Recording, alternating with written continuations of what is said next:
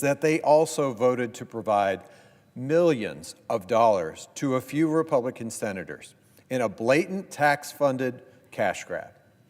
Here's what happened. In the process of passing government funding legislation, Senate Republicans airdropped a provision into the bill at the last minute.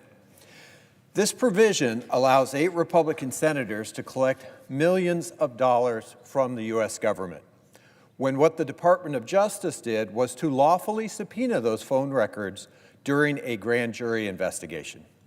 But now these 8 senators can sue the government for at least $500,000 for each individual instance of a lawful access to those phone records. That means that each senator could actually pocket millions of dollars, and that money would be paid from your hard-earned tax dollars. And that's even though the law was followed by the government at the time. And frankly, this is just outrageous to me. This is at the exact same time as 22 million Americans could see their health insurance premiums skyrocket because Republicans refused to extend the ACA tax credits. This is at the exact same time as millions of seniors and veterans and families are learning that they will lose their SNAP food assistance altogether because of President Trump's big bad bill.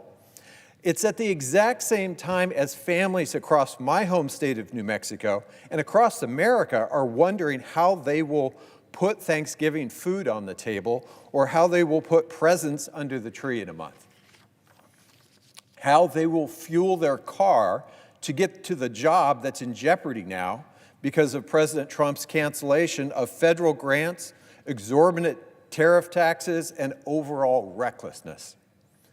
But instead of fixing all of that, instead of tackling the affordability crisis in this country, instead of blocking President Trump's tariffs and undoing his war on American jobs, instead of fighting to protect the 41 million people whose SNAP benefits were in jeopardy during Trump's shutdown, Republicans made time to insert this payoff.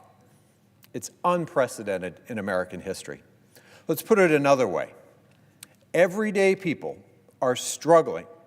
Well, one TikTok account called Dollar Tree Dinners, an account that teaches low-income folks how to make filling meals from Dollar Tree ingredients, has over 3 million followers.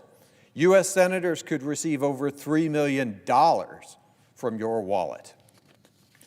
There are no existing records of Congress creating a taxpayer-funded cash pipeline for senators to sue the government for doing its job. That is probably because it is so patently wrong. Even House Speaker Mike Johnson agrees with me. And when Speaker Johnson and I agree something is bad, you know it's really, really bad. As ranking member of the U.S. Senate Appropriations Subcommittee on the legislative branch, where this provision was inserted, I can tell you that the process to include it was not normal. It was not in our markup. Normally, we have the opportunity to review new language, provide edits, negotiate. None of that happened. This was slipped in at the 11th hour. And now the American people are expected to pony up. I am furious that the Senate Majority Leader chose to airdrop this provision into that bill in particular, with zero negotiation with the subcommittee that actually oversees this work. And it is why this week I introduced a bill with U.S. Senator Mark Kelly to shut down this taxpayer-funded payoff.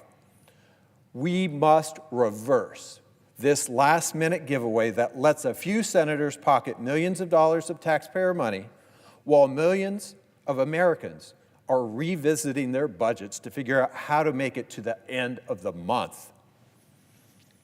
Like my anti-cash grab act, H.R. 6019 will eliminate the retroactive $500,000 per instance cash claims for senators. It will block millions in taxpayer-funded kickbacks to politicians, and it still keeps the door open for legitimate reforms to notification requirements without any of the self-enriching loopholes. Now, I disagree with the title of H.R. 6019, but I agree on the substance, and that's what matters here. The truth is that a country where a sitting elected official can get $500,000 or more in one go, while people around the country see their monthly costs rise by hundreds or thousands of dollars, that is a country that is not serving the people. This is not the America I know, and it's not the America we should be. This is a test. This is a test of whether Congress works for hardworking families across America or for DC insiders.